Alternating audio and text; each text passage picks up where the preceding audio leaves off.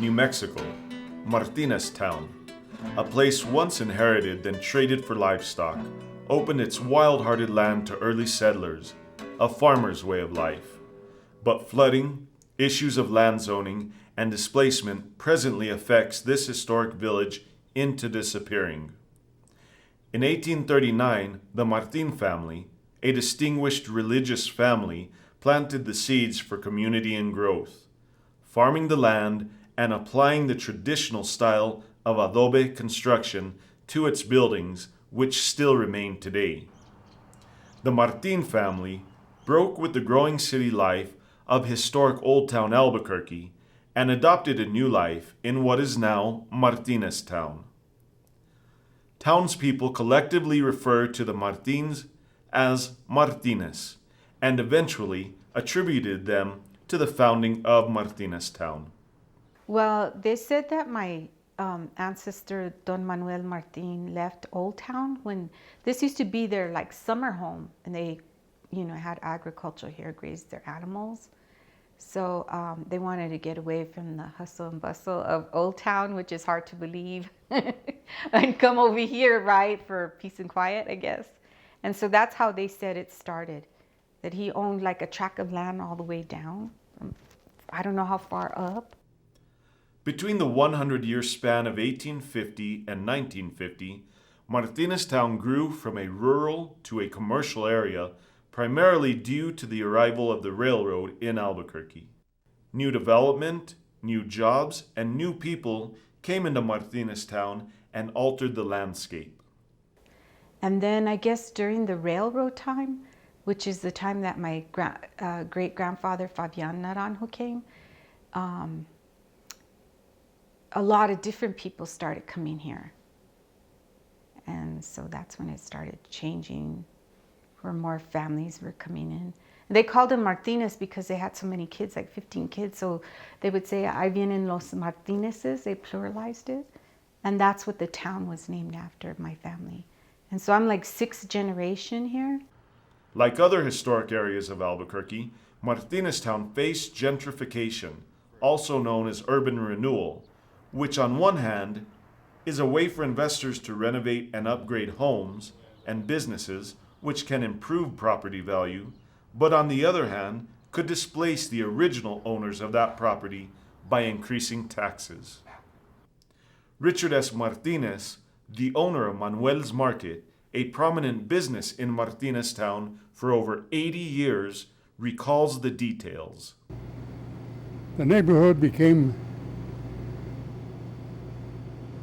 a bunch of unlivable houses, and people couldn't get a permit to add on to their house or improve them because this whole area was zoned commercial, and you couldn't get a loan to do residential improvements. We have single-family dwellings here. We're zoned C3 heavy commercial, which is industrial.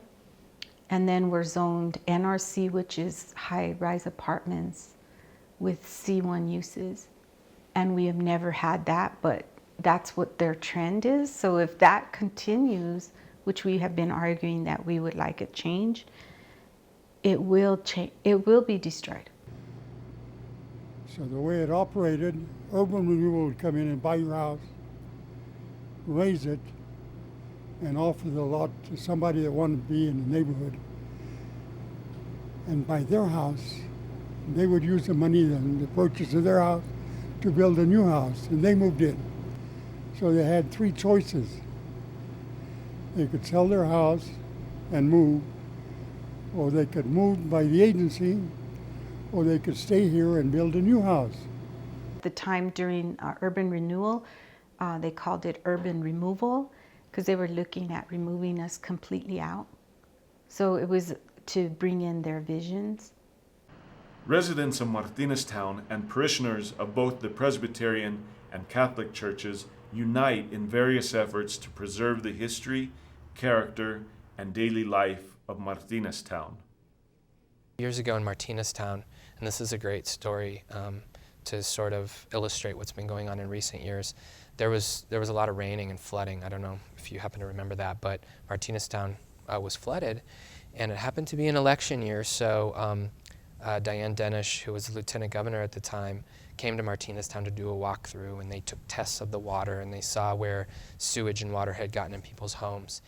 And Albuquerque Interfaith was sort of this galvanizing institution that brought together San Ignacio, us, Martineztown House, different people in the neighborhood brought us together, and we were able to take a big group of people down to the Rotunda in Santa Fe and sort of advocate for some funding to help the aged infrastructure. And so about $12 million of bonding money was provided because of just people coming together. So things like that, and I think people in our church saw that, hey, if we come together with other people and work together, we can really do mission and be kind to the community and care about our fellow neighbor as Christ would call us to.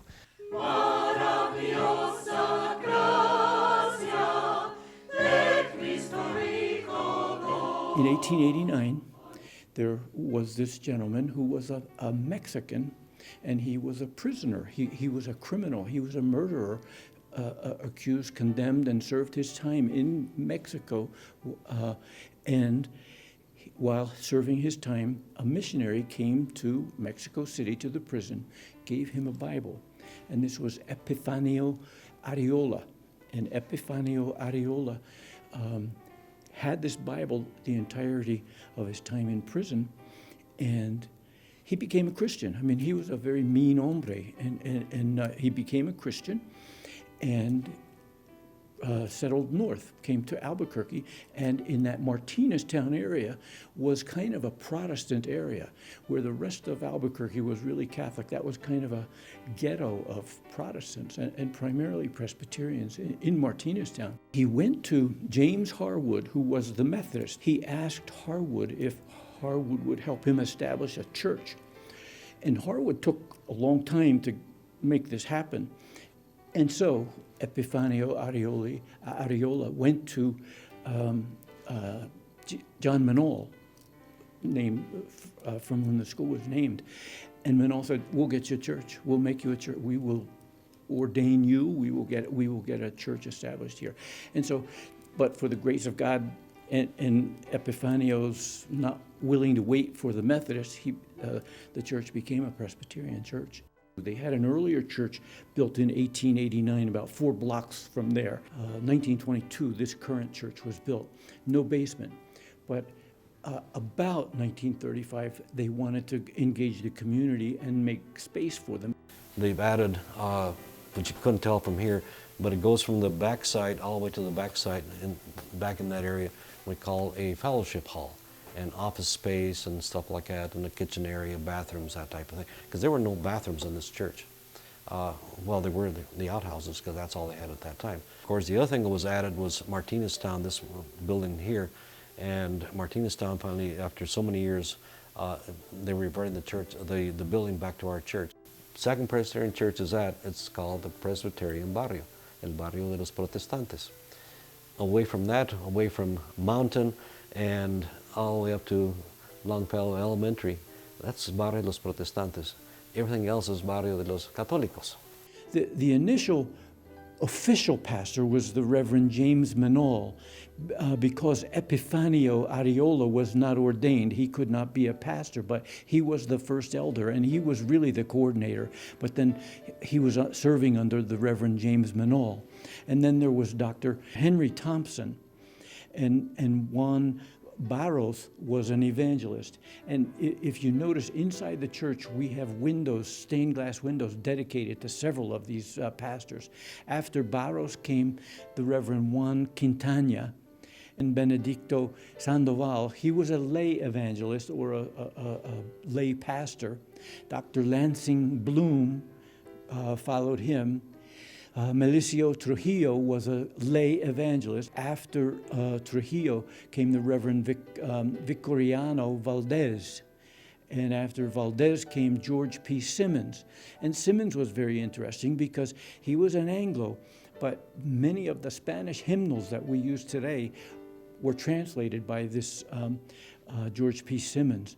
And then came Reverend Jose Candelaria. He was the pastor about 1935 and was there for many, many years until the 50s. It was during his time that the Martinez House of Neighborly Service was built and was seen as a needed community facility. And the church just really grew during the time that Jose Candelaria was there. When he came to Albuquerque, he had the Albuquerque church early in the morning, not early, but it's about 9 o'clock, 10 o'clock. And then he would come home, we'd eat together as a family, and he would pack up right away, and away he was gone to Santa Fe. He had the church in Santa Fe also. And then he preached there. And then from Santa Fe, on his way back, he started another church in Placitas, right up here, the Presbyterian church there. It's still there. Our house was like a motel. They would come and go, and he'd put them up. If they graduated from Anal, and they would tell my dad, gee, I sure would like to go to college, and I don't know where to stay. Come to my house. He would help anybody and anybody if they were going to start a church and help spread the word. In 1935, when they built that addition on the south side of the church, is what we call Martineztown House. It was to engage the community, and Pastor Candelaria did a lot of outreach into the community and brought kids into that, so that neighborhood kids, and especially more impoverished kids, could get an education, could get a church education, but could get a standard education, and would have other social services available, whether clothing room, whether food, whether just socialization. After Candelaria came Carlos Lopez. After Lopez came Thomas Gonzalez, and Reverend Quinones. Jaime Quinones served many times as interim. After one of these pastors would leave, Jaime Quinones would serve. Jaime also served as the presbyter. He was the presbyter while he was here, and then Rob Woodruff came. When I first came here 10 years ago, we had two services. We had a Spanish service and an English service.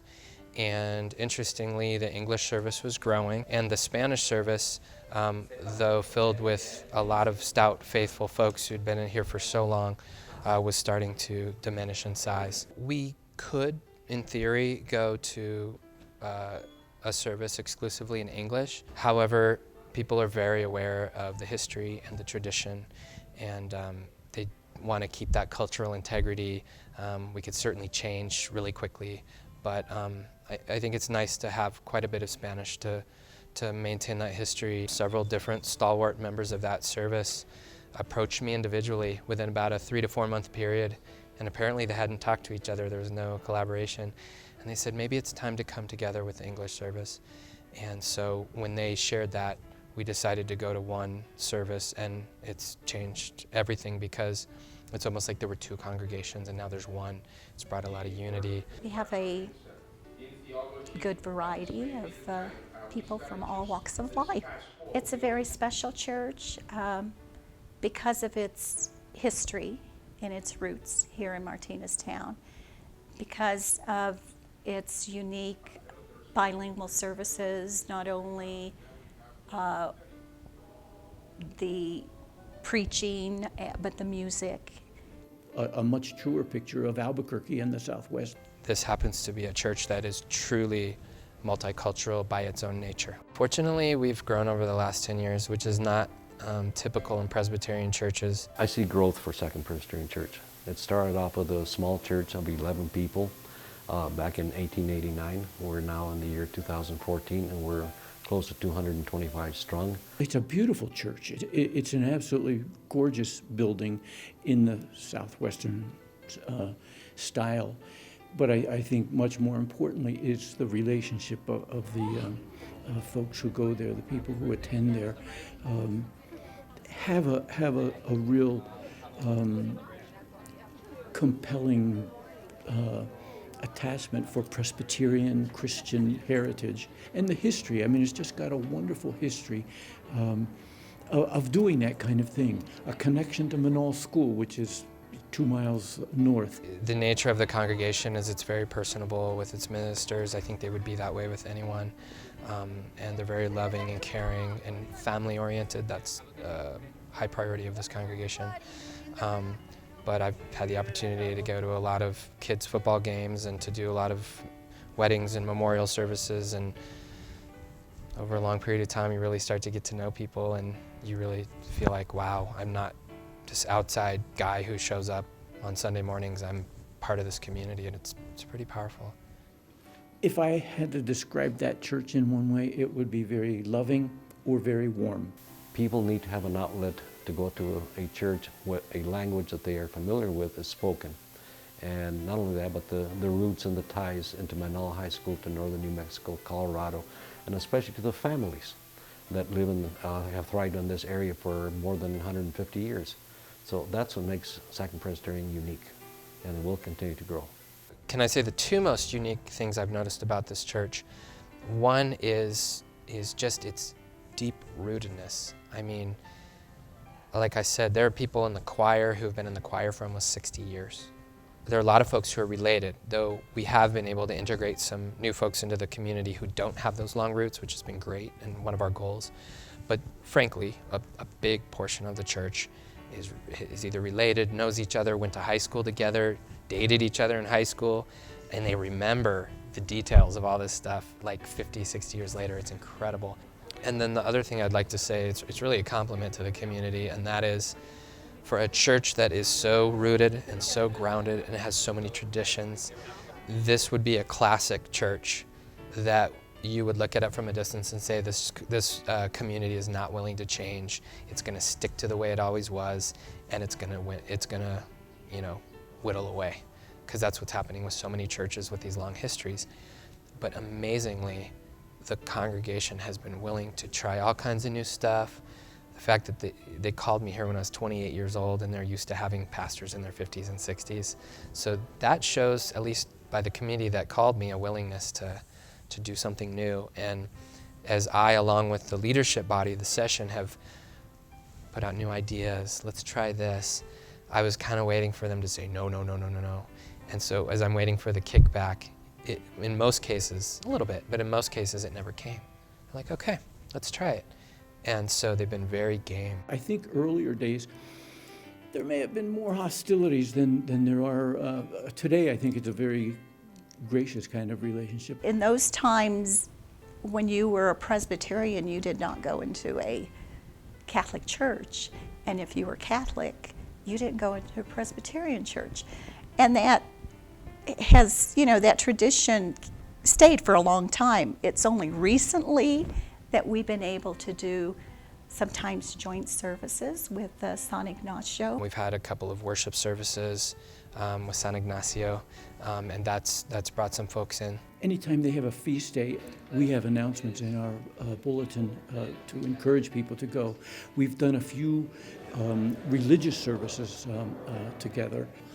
Our pastor Rob is very ecumenical and encourages, you know, go to their fiesta day today. You could say that Sacrament Presbyterian Church is a hub. If you think of it as a wheel, and the very middle, the hub of it, that would be Sacrament Presbyterian Church. Every time they come through Albuquerque, they stop at Sacrament Presbyterian Church. It's like another home away from home. San Ignacio Parish, this church is the heart of Martineztown, and has been for a long, long time. Yes, this church was founded by Jesuits. The Jesuits established Immaculate Conception, which is the downtown church, and from there they set up missions. One mission is San Jose on South Broadway, another one St. Francis Xavier on Broadway. San Ignacio is one. And so, since they were Jesuits, they named the parishes after Jesuit saints. It was built in 1960, but before that it was at a hall on Edith when they started the church there. And then they built it in 1916. So I always felt that it was a special place. What makes Martineztown unique is that we have had the families for generations here. Well, it's unique because of its people, and because the neighborhood has a distinct character. It is unusual to be in a parish where, let's say, two men are best friends, and their dads were also best friends in the same parish. And not only that, their granddads were best friends. When we have our fiesta, we'll make a procession through the neighborhood with the priest with holy water blessing the family altars and so forth. And lots of people come out, put the altars out on the sidewalk, and every single one of them has San Ignacio on their family altar. So he is pretty much in every home in the neighborhood, I would say. When I first came to Martineztown, the religious aspect of San Ignacio, our church, fiesta time was really, really big then. And they had like just different ceremonies coming down the streets, all the families. I mean, it was just amazing to see something like that where all the families got together. They had matecinas, these dancers that would come and celebrate, and the fiestas were huge. It just brought the community together. And I always liked that celebration. People would, put their own altars out in the front celebrating San Ignacio Day, and it was just people decorating. There was competitions for decorating and stuff. And it was fun. I enjoyed that. There's one mass that's at 9:30, and then there's a Latin mass, which is at 12 noon. People from everywhere come, Los Alamos, Belen, to that Latin mass. Well, it's a great opportunity for San Ignacio to host the Latin Mass community, and that's what we do. They're not part of our parish, but they're a community of their own. And they have a priest, Father Gonzalez, who celebrates the Mass for them. And it's a very reverent, high form of the Mass that many people feel is an advantage to prayer. And so those who prefer that, who are attracted to that Mass, have a Mass here every Sunday at noon. And it isn't that common throughout the diocese, so it makes it a special situation. This parish is very special.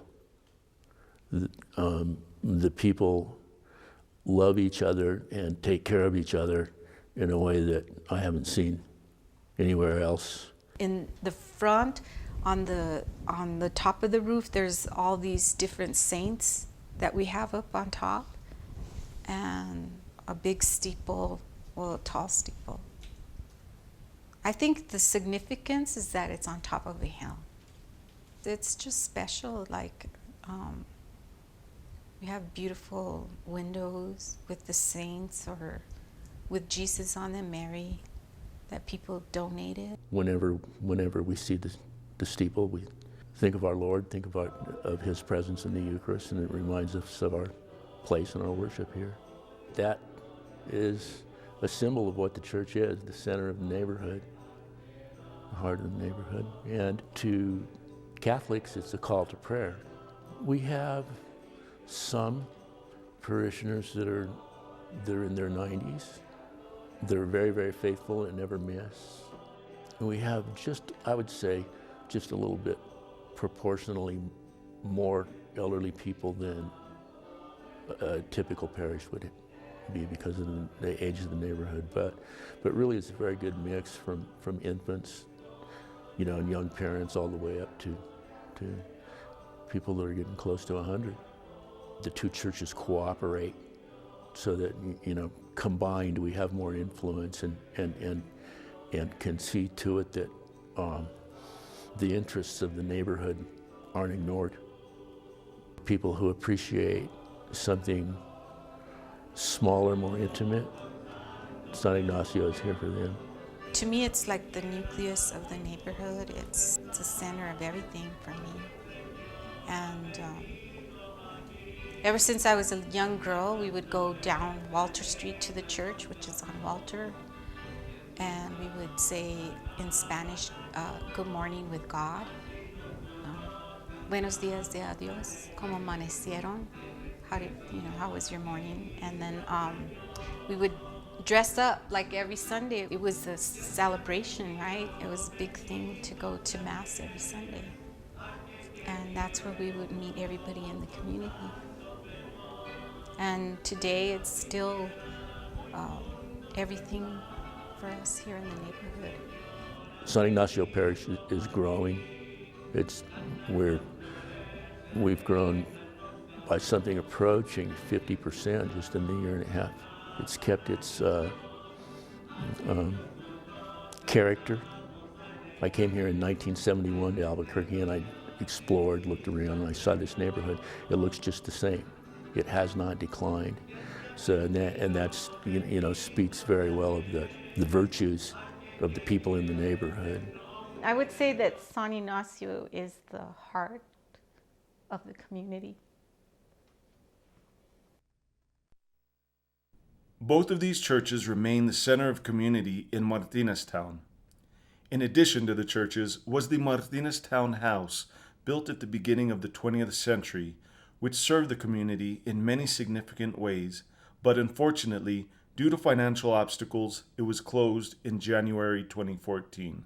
We've had to close our doors January 31st. I think it's the last straw, which is kind of sad since the Martineztown House has been around for 89 years, and it has been a daycare center. It has been a community center for the elderly, a preschool. I believe they had a healthcare center here at one time. It's very, very sad, but I believe I saw those doors close when I saw that maybe 5 years ago that it was having financial difficulties. What lies in store for Martineztown? Will the village within the big city become only a memory to a few? Or will Martineztown undergo a metamorphosis, a change, and a rebirth? We want somebody to take some action and say, let's help these kids out. Let's help this community out. It just hasn't happened yet, But we're hopeful. We're hopeful. There are people who move into that community because of its history and want to preserve it as an entity all on its own. I do think there's a strong enough element of long-term residents of Martineztown that will help continue some of its sort of unique flavor in town. Currently, there's a big sector plan change going on for Martineztown. The residents in Martineztown would like to keep it historical, and the city planning would like to come in and expand it and put businesses and change the freeway and open up. They're even starting to build some high-rise apartments in the area. And so right now you have some community members that are on both sides, and there's some contention there. Martineztown is right there with one of those historical areas, keeping the uniqueness of it. I think that Martineztown is trying to reestablish itself. A lot of our young kids are leaving and really not coming back because there's not a whole lot to come back to. And we're like this forgotten little town, and it's sad. It's almost like you just pass through it and you don't even notice it. If I could describe Martineztown with one word, I would say historical. We have a lot of history here in Martineztown, but in a way it's kind of sad that with so much history, it's kind of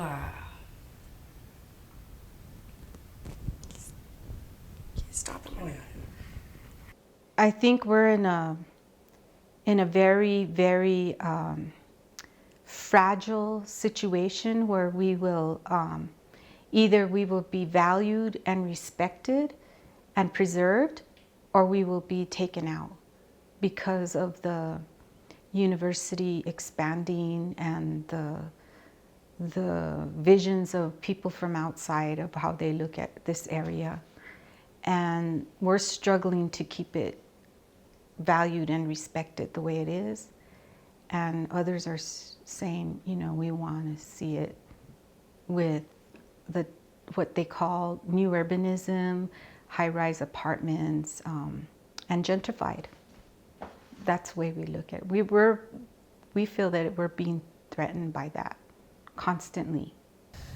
Wow, to explain Martineztown in one phrase, it's diverse, it's got a lot of history, it's Catholic Protestant, it's stout, you know, it's sort of stuck to its guns over the years. So yeah, maybe I like that one. Maybe it's a stout. I would explain Martineztown as a diamond in the rough. I don't think a lot of people know too much about it. How I would describe Martineztown as a significant place of history that should be preserved. It's very, very changing. It certainly was kind of a suburb of Albuquerque initially. This world is changing faster and at a higher rate and at a higher speed than I think it ever has. And if you are sort of a product of that and you're much younger, it seems much more natural and you're kind of okay with it. If you have deep roots that go back generations, this change is intimidating. Martineztown is great.